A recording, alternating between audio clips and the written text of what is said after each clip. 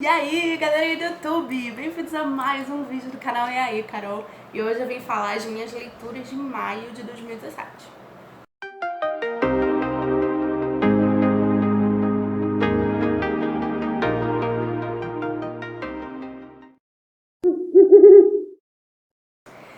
Eu tava muito feliz no mês passado porque eu tinha conseguido ler muito no ônibus. Eu voltei a passar mal. Porém, eu comprei um Kindle e eu baixei um aplicativo incrível de celular. E agora, no mês de junho, eu tô lendo muito digitalmente. Então, sei lá, eu tenho passado menos mal com os livros digitais do que com os livros físicos. E eu consigo ler antes de dormir, né? Ler na cama um pouquinho. Então, talvez junho tenha mais leituras do que maio. Mas eu vou explicar por que eu não li tanto, tá? Esse mês de maio eu li 4 livros, sendo que um eu não finalizei. Pra começar, eu resolvi começar com uma série que eu tava querendo começar há muito tempo, que é Percy Jackson. E aí eu li O Ladrão de Raios e devorei e me apaixonei. É ótimo ler Percy Jackson no ônibus porque a diagramação é ótima, a letra é muito grande.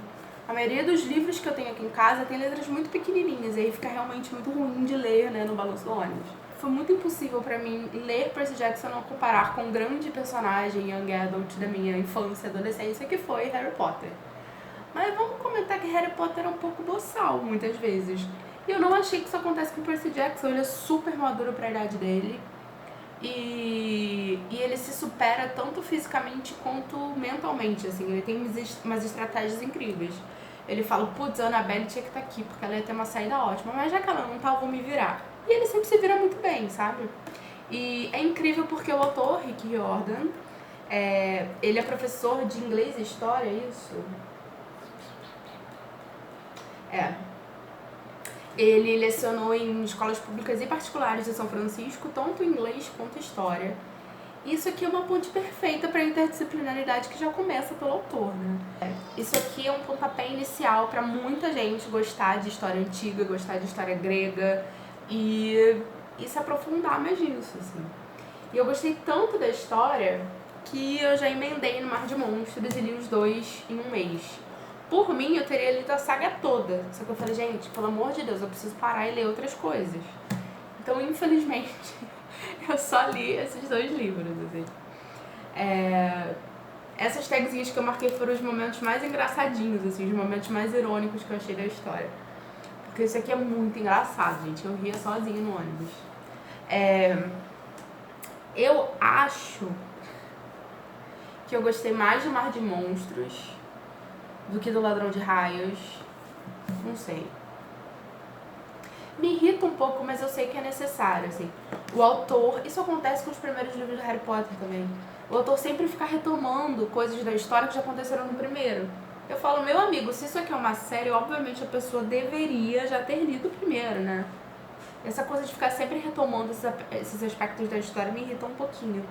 Mas eu amei, eu tô louca pra terminar, já tenho todos os outros livros físicos aqui em casa. E eu tô louca pra começar outras séries do Rick Riordan, que eu sei que também é muito bom. Tem os Heróis do Olimpo, não é isso? Esse aqui é os Olimpianos, tem os Heróis do Olimpo, algo do tipo. E eu quero ler aquela saga egípcia dele também, que já disseram que é muito boa. E se eu fosse professora de literatura, com certeza eu ia me juntar aí com o professor de história e ia trabalhar isso aqui na sala de aula, porque é maravilhoso, gente. Depois, pra faculdade, pra minha monografia, eu li O Grande Deus Pan. Talvez vocês não consigam ver porque é bem escura a imagem e as letras são muito fininhas, quase não dá pra ler nem ao vivo, assim. Ai, esse aqui é um livro maravilhoso, é um livro gótico. Minha monografia vai ser sobre literatura gótica. De um autor chamado Arthur McCann. Ele é um autor galês, parece.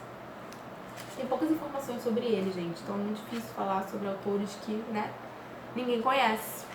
Mas ele é galês, ele foi precursor de muita gente, assim. Stephen King, Michael Moore, Lovecraft, eles se inspiraram inclusive nesse livro do McCann, que eu acho que é o seu principal, O Grande Deus Pan.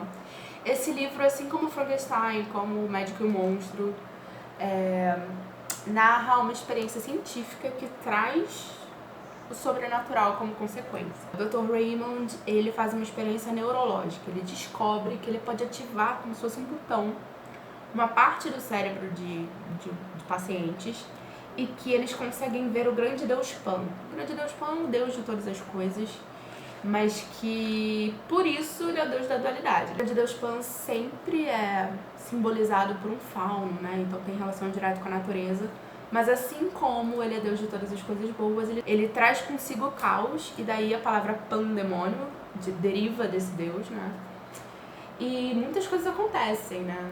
As pessoas que conseguem ver o grande Deus Pan são tomadas por um grande pavor, elas morrem literalmente de medo. E aí tem algumas mulheres envolvidas, e aí tem toda uma teoria das mulheres helênicas, né, que trazem destruição para o mundo dos homens. E tem uma personagem que ela acaba matando de medo muitos homens. Na verdade, eles cometem suicídio depois de encontrá-la. É um livro curtinho, mas é um livro que tem muitas coisas acontecendo ao mesmo tempo.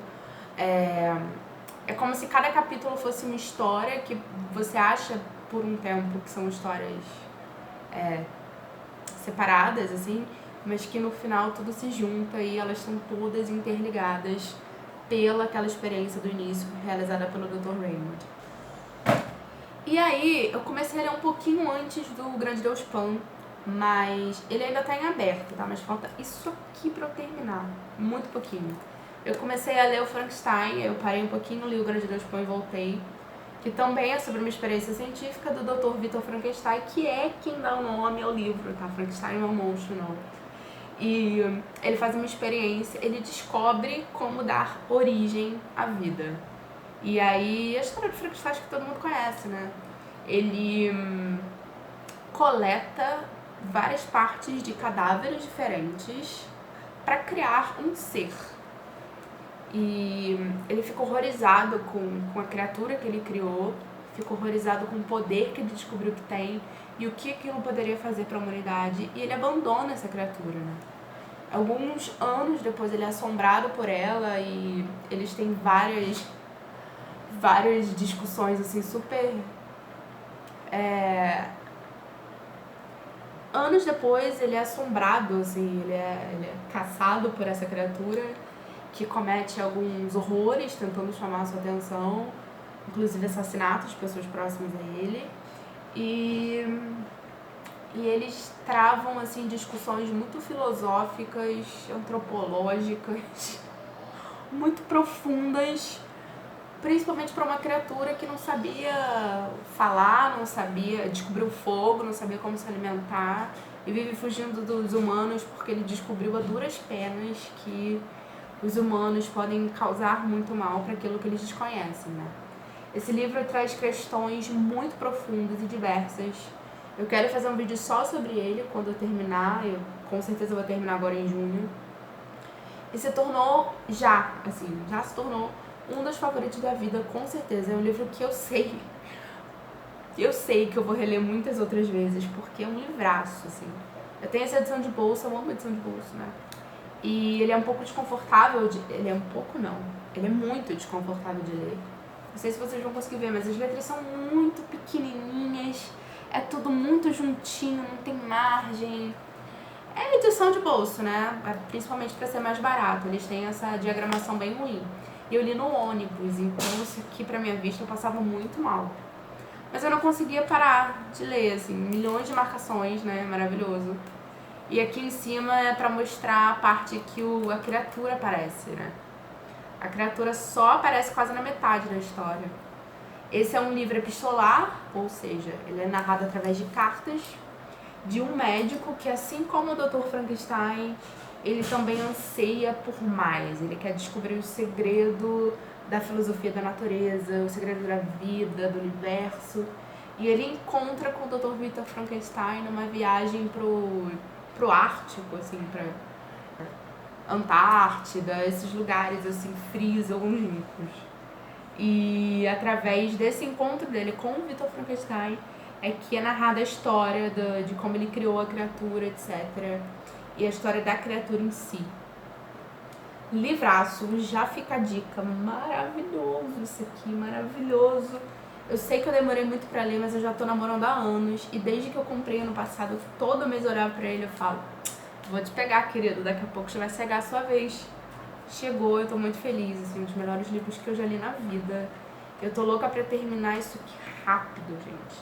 Mas, joguei aqui do lado, mas, eu tô em semestre de entrega de monografia. Eu tô acabando de escrever o projeto de monografia.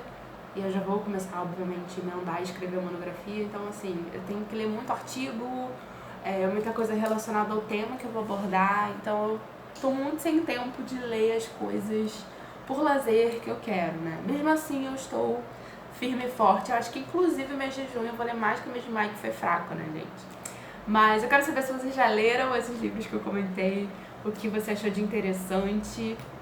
Um beijo e até o próximo vídeo.